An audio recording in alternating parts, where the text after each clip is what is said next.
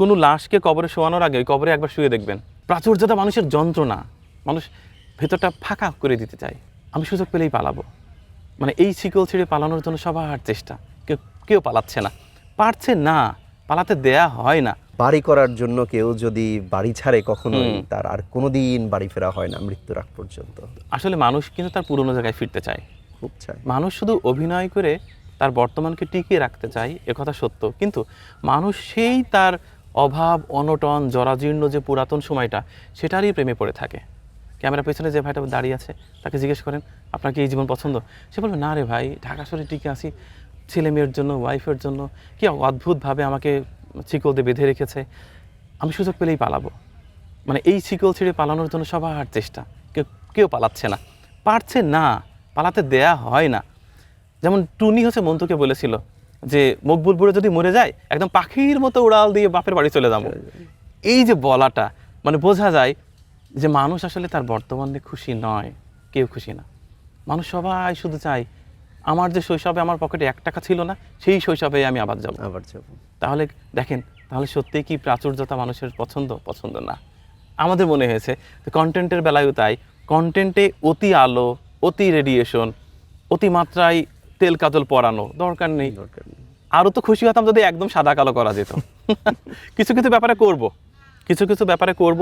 আমি গতদিনও কথা বলেছি, আমার ক্যামেরার পেছনে দুটো ভাই সবসময় তো অতন্ত্র প্রহরীর মতো থাকে, তাদেরকে বলেছি যে ভাই আমরা ব্ল্যাক অ্যান্ড হোয়াইটের কাজ করব।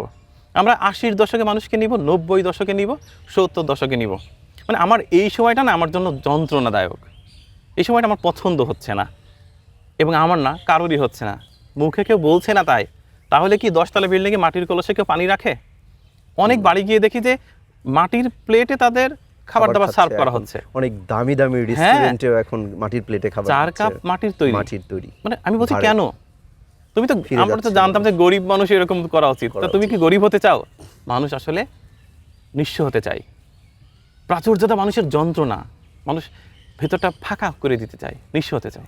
আমি দেখি অনেক কন্টেন্টে দেখেছি আপনি খালি পায়ে হেঁটে যাচ্ছেন গ্রামের, হয়তো বা আক্ষেপটা এরকম, এই রাস্তাটা আর কখনোই এরকম আর থাকবে না, হয়তো কয়েক বছর পরে এই রাস্তাটাও কংক্রিট হয়ে যাবে। এই যে মানুষের আর ফিরে দেখার সুযোগটা আর থাকবে না, কোন ফিলটা আসলে আসে যে ওই মুহূর্তে খালি পায়ে হাঁটার, যে আর কখনোই পারবো না, এই যন্ত্রণা থেকেই? দেখেন, আসলে আপনি যে মেডিকেল সায়েন্সের কথা বলেন, ডাক্তাররা বলছে আপনি প্রতি সপ্তাহে অন্তত 2-3 বার খালি পায়ে হাঁটুন, কাদার মধ্যে যান। আপনার শরীরে যত যন্ত্রণাদায়ক ব্যাপার আছে সব কিন্তু মাটি শুষে নেয়, অ্যাবজর্ব করে নেয়। মাটি তো সবচেয়ে বড় স্ক্যানার মেশিন। পৃথিবীর সবচেয়ে ভয়াবহ আবিষ্কার হচ্ছে জুতা, যেটা আমরা এখন পায়ে পরে আছি। জুতাকে সরিয়ে দেন, মানুষের রোগ বালাই 90% কমে যাবে।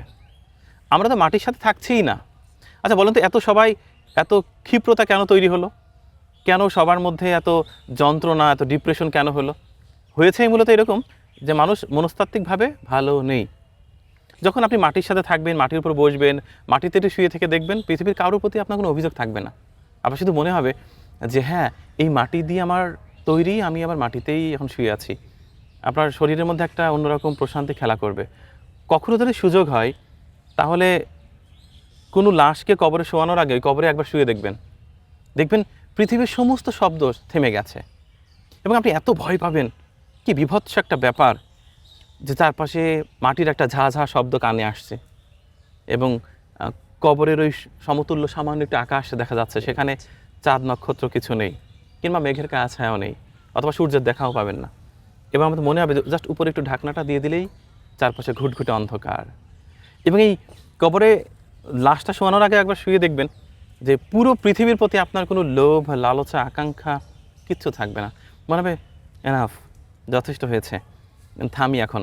মানুষ এই ফিলটা নিতে চায় না অনেকেই। মাটি বিশাল একটা জিনিস। জেট লগ বলে একটা শব্দ আছে। আপনি এক দেশ থেকে যখন প্লেনে ফ্লাই করে প্রায় 7-8 ঘন্টা ফ্লাই করে যখন অন্য দেশে যাবেন, ডাক্তাররা বলে যে সঙ্গে সঙ্গে জুতা ছেড়ে ওই দেশের মাটিতে খালি পায়ে 30 মিনিট হাঁটো, পারলে বসে থাকো। ওই দেশের মাটিটা যেন তোমাকে বুঝতে পারে, তোমাকে ফিল করতে পারে, ও যেন তোমাকে রিসিভ করতে পারে। নাহলে যদি এরকম হয় তুমি ফ্লাই করে আবার জুতা পায়ে ঘুরছো, রেস্টুরেন্টে যাচ্ছ, তাহলে কিন্তু তোমার বমি হতে পারে, মাথা যন্ত্রণা হতে পারে। এর কারণ হচ্ছে একটাই, মাটির সাথে আমাদের দূরত্ব তৈরি হচ্ছে। মাটির সাথে দূরত্ব তৈরি করা যাবে না। মাটি খুব মায়াবী।